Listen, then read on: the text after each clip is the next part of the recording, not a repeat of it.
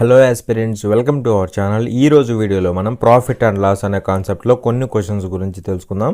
So without further delay let's get into the video. చూడండి, ఇక్కడ క్వశ్చన్లో ఏమంటాడంటే, when the cost price of X articles is equal to selling price of Y articles, the profit is 25%, then find the ratio of X ratio Y అనేసి question అడుగుతున్నాడు.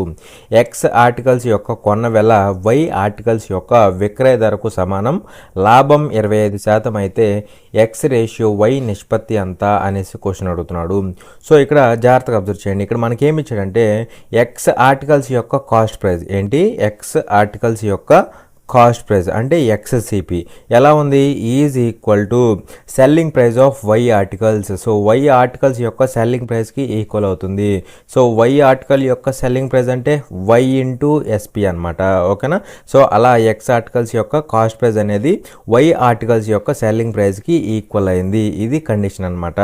అలాగే ఇక్కడ ఏమంటున్నాడు, profit percentage ఇచ్చాడు. ఎంత ఇచ్చాడంటే మనకి 25% ఇచ్చాడు అనమాట ప్రాఫిట్ పర్సంటేజ్. అది ఓకే, అది పక్కన పడేసి అలాగే ఇక్కడ మనల్ని అడుగుతుంది ఏంటి, ratio of x is to y. So ఎక్స్కి వైకి రేషియో ఫైండ్ అవుట్ చేయమంటున్నాడు. ఓకేనా. సో ఇక్కడ ఎక్స్కి వైకి రేషియో కడితే ఏమవుతుంది, ఇక్కడ నుంచి రేషియో కడితే ఏమవుతుంది అంటే selling price by cost price అవుతుంది. అవునా.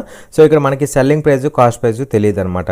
దానికోసం మనకి ఏమి ఇచ్చాడంటే వీడు ప్రాఫిట్ పర్సంటేజ్ ఇచ్చాడు. మరి ఇక్కడ ప్రాఫిట్ అనేది 25% ఉందంటే అప్పుడు సెల్లింగ్ ప్రైస్ అనేది పర్సంటేజ్లో ఎంత అవుతుంది, 125% అనే కదా. సో అలా సెల్లింగ్ ప్రైస్ అనేది 125% అవుతుంది. అలాగే కాస్ట్ ప్రైస్ ఎంత అవుతుంది పర్సంటేజ్లో, 100% అని మనందరికీ తెలిసిందే. అవునా. సో ఇలా ఈ రెండు చేసినాయి, దాన్ని బట్టి రేషియో కట్టేసేయచ్చు కదా. సో చూస్తే ఏమవుతుందంటే పర్సంటేజ్ క్యాన్సిల్ అవుతుంది. 25 ఇక్కడ 5 టైమ్స్ పోతుంది, 25 ఇక్కడ 4 టైమ్స్ పోతుంది. అలా ఎక్స్కి వైకి రేషియో ఏమొచ్చిందంటే 5:4 అనమాట. సో 5:4 ఎక్కడ ఉంటే అదే మనకి ఆన్సర్ అవుతుంది అనమాట. ఓకేనా. ఇక్కడ సెల్లింగ్ ప్రైస్ అనేది 25% ప్రాఫిట్ కాబట్టి 125% రాసాం. అలాగే కాస్ట్ ప్రైస్ అనేది 100%, మనందరికీ తెలిసిందే. ఓకేనా. చూడండి, ఇక్కడ క్వశ్చన్లో ఏమంటాడంటే, on selling an item at a profit of 4% and 10%, there is a difference of 3 rupees in selling price, then the ratio of the selling price of both is అనేసి క్వశ్చన్ అడుగుతున్నాడు. ఒక వస్తువును 4% మరియు 10% లాభంతో అమ్మితే అమ్మకపు ధరల మధ్య తేడా 3 రూపాయలు ఉంటుంది. అయితే అమ్మకపు ధరల నిష్పత్తి ఎంత అనేసి క్వశ్చన్ అడుగుతున్నాడు. సో ఈ క్వశ్చన్ని నార్మల్గా ఎలా చేయాలో చెప్తాను, అలాగే సింపుల్గా డైరెక్ట్గా ఎలా చేయాలో చెప్తాను. ఓకేనా. ఇక్కడ నార్మల్గా ఎలా చేయాలో చెప్తాను. చూడండి, ఇక్కడ 4% ప్రాఫిట్కి అమ్ముతున్నాడు. ఒక ఐటెంని 4% ప్రాఫిట్కి అమ్ముతున్నాడు. అలా ఇక్కడ కొంత సెల్లింగ్ ప్రైస్ ఉంటుంది. అలాగే రెండోసారి వచ్చేసి 10% ప్రాఫిట్కి అమ్ముతున్నాడు. అలా ఇక్కడ కొంత సెల్లింగ్ ప్రైస్ ఉంటుంది. అయితే ఈ సెల్లింగ్ ప్రైజెస్కి మధ్య డిఫరెన్స్ ఎంత అంటే 3 రూపీస్ అనమాట. ఓకేనా. అయితే ఇక్కడ ఈ కండిషన్ ఇచ్చేసి మనల్ని ఏమంటున్నాడంటే then the ratio of the selling price of both అంటున్నాడు. అంటే ఈ సెల్లింగ్ ప్రైస్ యొక్క రేషియో ఫైండ్ అవుట్ చేయమంటున్నాడు. ఓకేనా. సో ఇక్కడ ఇనీషియల్గా ఎలా అమ్మాడు, 4% ప్రాఫిట్తో అమ్మాడు. అప్పుడు సెల్లింగ్ ప్రైస్ ఏమవుతుంది, 104% అవుతుంది. అవునా. అలాగే రెండోసారి ఎలా అమ్మాడు, 10% ప్రాఫిట్గా అమ్మాడు. అలా సెల్లింగ్ ప్రైస్ ఏమవుతుంది, 110% అవుతుంది. అవునా, 110% అవుతుంది. వీటి మధ్య డిఫరెన్స్ ఎంత అంటే ఇచ్చాడు మనకి, 3 రూపీస్ ఇచ్చాడు అనమాట. ఇది జనరల్ ప్రొసీజర్. ఓకేనా. సో ఇక్కడ డిఫరెన్స్ అనగానే మన వాళ్ళకి ఏం గుర్తొస్తుంది, వీటి మధ్య డిఫరెన్స్ తీసుకుంటారు. ఎంత అవుతుంది, డిఫరెన్స్ అనేది 6% అవుతుంది. అవునా. 6% ఈక్వల్ టు ఎంత అవుతుంది, ఇక్కడ డిఫరెన్స్ 3 రూపీస్ అనమాట. దీన్ని బట్టి 1% కనుక్కుంటారు. సో 1% అంటే ఏమవుతుందంటే ½ రూపీ అవుతుంది కదా. సో ½ రూపీ అనమాట. అయితే ఇప్పుడు సెల్లింగ్ ప్రైజ్లు కనుక్కుంటారు. సెల్లింగ్ ప్రైజ్లు ఎలా కనుక్కుంటారు అంటే చూడండి, ఇక్కడ మనకి ఒక పర్సెంట్ అంటే ఏమని తెలిసింది, 1/2 అని తెలిసింది. అవునా. మనకి ఇక్కడ ఉందేమో 104%. అంటే మనీ రూపంలో ఏమవుతుందంటే 104 ఇంటూ పర్సెంటేజ్ అంటే ½ రూపీ కదా. సో ఇన్ని రూపాయలు అవుతుంది సెల్లింగ్ ప్రైస్. అలాగే ఇక్కడ ఇదేమవుతుంది, 110 ఇంటూ ½ రూపీస్ అవుతుంది అనమాట. 110 ఇంటూ ½ రూపీ అనమాట. అయితే అలా సెల్లింగ్ ప్రైస్లు వస్తాయి. అప్పుడు వీటికి రేషియో అడుగుతున్నాడు కాబట్టి ఇప్పుడు కడతారనమాట రేషియో అనేది. ఓకేనా. సో రేషియో ఏమవుతుందో చూడండి, 104 ఇంటూ ½ రూపీస్. అలాగే ఇక్కడ సెల్లింగ్ ప్రైస్ ఎంత 110 ఇంటూ హాఫ్ రూపీస్.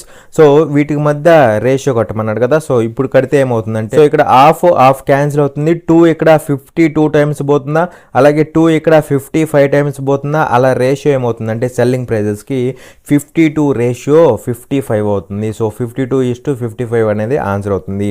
కానీ ఇదంతా చేయకూడదు అనమాట. మనీలో ఎంత ఉంది కనుక్కోవాల్సిన అవసరం లేదు. మనకి డైరెక్ట్గా ఎలాంటి క్వశ్చన్స్ వచ్చినప్పుడు ఏం చేస్తారంటే సింపుల్గా ఇక్కడ చూసుకోండి, ఇక్కడ మనకి 4% ప్రాఫిట్ ఇచ్చాడు కాబట్టి సెల్లింగ్ ప్రైస్ ఏమవుతుంది 104% అవుతుంది.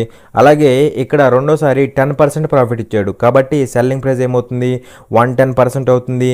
వాటికి మధ్య రేషియో అడుగుతున్నాడు కాబట్టి డైరెక్ట్గా రేషియో కట్టేసే.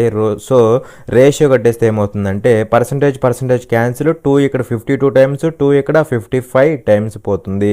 సో అలా డైరెక్ట్ రేషియో ఎంత అవుతుందంటే 52:55 అవుతుంది అనమాట. డైరెక్ట్ కట్టేసేయాలి, అంతేగాని మళ్ళీ మనీలో ఎంత ఉందో కనుక్కొని రేషియోనే కదా కనుక్కున్నా సరే మీకు మళ్ళీ ఇక్కడ చూడండి, ఇక్కడ 1% అంటే హాఫ్ వచ్చింది. సో 1% హాఫ్ క్యాన్సిల్ అయిపోయింది కదా. సో ఇదంతా చేసి మళ్ళీ క్యాన్సిల్ చేయడం ఎందుకు, డైరెక్ట్గా రేషియో కట్టేస్తే సరిపోతుంది. చూడండి ఇక్కడ క్వశ్చన్లో ఏమంటాడు అంటే if the loss is 15% then find the ratio of the cost price and the selling price అనేసి క్వశ్చన్ అడుగుతున్నాడు. నష్టము 15% అయితే కొన్న వేల మరియు అమ్మిన వేల మధ్య నిష్పత్తిని కనుగొనండి అనేసి క్వశ్చన్ అడుగుతున్నాడు. సో ఇక్కడ ఈ క్వశ్చన్ని 2 డిఫరెంట్ వేస్లో చెప్తాను, జాగ్రత్తగా అబ్జర్వ్ చేయండి. ఇక్కడ మనకి ఫస్ట్ మెథడ్ ఏంటంటే డైరెక్ట్గా పర్సంటేజ్లు తీసుకొని దాని నుంచి రేషియో కడతాం అనమాట. ఎలాగంటే చూడండి, ఇక్కడ రేషియో దేనికి అడిగాడు, కాస్ట్ ప్రైస్కి అలాగే సెల్లింగ్ ప్రైస్కి రేషియో అడిగాడు అనమాట. సో ఇక్కడ చూస్తే కాస్ట్ ప్రైస్ అనేది పర్సంటేజ్లో ఎంత మనందరికి తెలుసు, ఎంత అంటే 100% అని తెలుసు, అవునా. అలాగే ఇక్కడ సెల్లింగ్ ప్రైస్ ఏమవుతుందంటే చూడండి, ఇక్కడ మనకి లాస్ ఎంత వచ్చింది 15% లాస్ వచ్చింది. సో 15% లాస్ వచ్చింది కాబట్టి సెల్లింగ్ ప్రైస్ ఏమవుతుంది 85% అవుతుంది. ఎంత అవుతుంది 85% అవుతుంది. రేషియో కడితే డైరెక్ట్గా మనకి కాస్ట్ ప్రైస్కి సెల్లింగ్ ప్రైస్కి రేషియో అయితే వచ్చేస్తుంది అనమాట. So percentage cancel. 5 ఇక్కడ 20 టైమ్స్ పోతుందా, అలాగే 5 ఇక్కడ 17 టైమ్స్ పోతుంది. అలా రేషియో ఎంత అంటే 20:17 అనమాట. ఇది ఒక మెథడ్ అనమాట. అలాగే రెండో మెథడ్ ఏంటంటే డైరెక్ట్గా ఇక్కడ మనకి 15% లాస్ వచ్చింది కదా. సో 15% అంటే ఫ్రాక్షన్లో ఏమవుతుంది, ఇక్కడ ఫ్రాక్షన్ వాల్యూస్ తెలియాలన్నమాట. సో 15% అంటే ఫ్రాక్షన్లో ఏమవుతుంది అంటే 3/20 అవుతుంది, అవునా. వచ్చింది లాస్ కాబట్టి మైనస్ అనమాట. అలాగే చెప్పండి ఇక్కడ ఇదేమవుతుంది, this will be cost price and this will be loss అనమాట. సో ఇక్కడ డైరెక్ట్గా రేషియో కడితే కాస్ట్ ప్రైస్కి సెల్లింగ్ ప్రైస్కి రేషియో ఏమవుతుందంటే కాస్ట్ ప్రైస్ ఎంత ఉంది 20 పార్ట్స్ ఉంది. అప్పుడు సెల్లింగ్ ప్రైస్ ఏమవుతుంది 20 - 3 దట్ ఈజ్ 17 అనమాట. సో ఇక్కడ డైరెక్ట్గా రేషియో వచ్చేసింది అనమాట. సో అలా కాస్ట్ ప్రైస్కి సెల్లింగ్ ప్రైస్కి రేషియో ఎంత అంటే 20:17, ఓకేనా. సో ఈ విధంగా చేసుకోవచ్చు. లేదంటే డైరెక్ట్గా 100% లాస్ వచ్చింది కాబట్టి సెల్లింగ్ ప్రైస్ అనేది 85%, ఇలా తీసుకున్నా సరే మనకి ఆన్సర్ అయితే వస్తుందన్నమాట. చూడండి ఇక్కడ క్వశ్చన్లో ఏమంటాడు అంటే the difference of selling prices of an item on the basis of profit of 8% and 12% is ₹3. The ratio of the selling prices of both అనేసి క్వశ్చన్ అడుగుతున్నాడు. 8% మరియు 12% లాభం వచ్చినప్పుడు ఒక వస్తువు యొక్క అమ్మకపు ధరల మధ్య తేడా ₹3. వస్తువు అమ్మకపు ధరల యొక్క నిష్పత్తి ఎంత అనేసి క్వశ్చన్ అడుగుతున్నాడు. ఇక్కడ ఇలాంటి క్వశ్చన్ మనం డిస్కస్ చేసుకున్నాం లేదా. సో ఇక్కడ చూస్తే మనకి ఏమి ఇచ్చాడంటే ఒక ఐటెంని ఫస్ట్ వచ్చేసి 8% ప్రాఫిట్గా అమ్ముతున్నాడు, అలాగే రెండోసారి వచ్చేసరికి 12% ప్రాఫిట్గా అమ్ముతున్నాడు. సో అలా ఇక్కడ ప్రాఫిట్గా అమ్మినప్పుడు సెల్లింగ్ ప్రైస్లు ఉంటాయి కదా. సో వాటి మధ్య డిఫరెన్స్ ఎంత అంటే ₹3 ఇచ్చాడు. అఫ్ కోర్స్ మనం ఈ ₹3ని కన్సిడర్ చేసుకోవాల్సిన అవసరం లేదు. ఎందుకంటే మనల్ని అడిగింది ఏంటి, రేషియో అడిగాడు. దేనికి రేషియో అడిగాడు, సెల్లింగ్ ప్రైస్లు ఉంటాయి కదా. 8% ప్రాఫిట్ వచ్చినప్పుడు సెల్లింగ్ ప్రైస్కి, అలాగే 12% ప్రాఫిట్ వచ్చినప్పుడు సెల్లింగ్ ప్రైస్కి వాటి మధ్య రేషియో అడుగుతున్నాడు. సో అలాంటప్పుడు ఏం చేయమన్నాను, అసలు ఇది నెగ్లెక్ట్ చేసేసేయమన్నా, మనీ అనేది మనకు అనవసరం, ఓకేనా. సో ఇక్కడ 8% ప్రాఫిట్ వచ్చినప్పుడు సెల్లింగ్ ప్రైస్ ఏమవుతుంది 108% అవుతుంది. అలాగే ఇక్కడ 12% ప్రాఫిట్ వచ్చినప్పుడు సెల్లింగ్ ప్రైస్ ఏమవుతుంది 112% అవుతుంది. సో ఈ సెల్లింగ్ ప్రైజెస్కి మధ్య రేషియో అడుగుతున్నాడు కాబట్టి డైరెక్ట్గా రేషియో కట్టేసేయాలన్నమాట. ఇందాక డిస్కస్ చేసుకున్నాం కదా, అక్కడ స్టార్టింగ్లో ఏంటంటే మీకు అర్థం అవ్వాలి అనేసి నార్మల్గా చెప్పాను, అక్కడ మనీ కనుక్కొని దాని నుంచి రేషియో కట్టాం. బట్ ఇక్కడ ఏంటంటే డైరెక్ట్ కట్టేసేయడమే, ఓకేనా. సో చూస్తే చూస్తే పర్సంటేజ్ క్యాన్సిల్ అవుతుంది. ఇక్కడ మనకి ఏం పోతుంది, 4 పోతుంది చూడండి. 4 ఇక్కడ ఎన్ని టైమ్స్ పోతుంది అంటే 4 2s 8 అను 2 మిగులుతుందా 28 అవుతుంది. 28 అంటే 7 టైమ్స్ పోతుంది. అలాగే ఇక్కడ 4 ఎన్ని టైమ్స్ పోతుంది, 4 2s 8 అలాగే 3 మిగులుతుంది 32 అవుతుంది, అంటే 8 టైమ్స్ పోతుంది. అలా రేషియో ఏమవుతుందంటే 27:28 అనమాట. అలా ఆప్షన్ ఏ అనేది ఆన్సర్ అవుతుంది. చూడండి ఇక్కడ క్వశ్చన్ చదవట్లేదు, మళ్ళీ సేమ్ క్వశ్చన్ అనమాట. ఇక్కడ ఏమి ఇచ్చాడు మనకి, ఒక ఐటెంని ఫస్ట్ 4% ప్రాఫిట్కి అమ్ముతున్నాడు, రెండోసారి వచ్చేసరికి 12% ప్రాఫిట్కి అమ్ముతున్నాడు.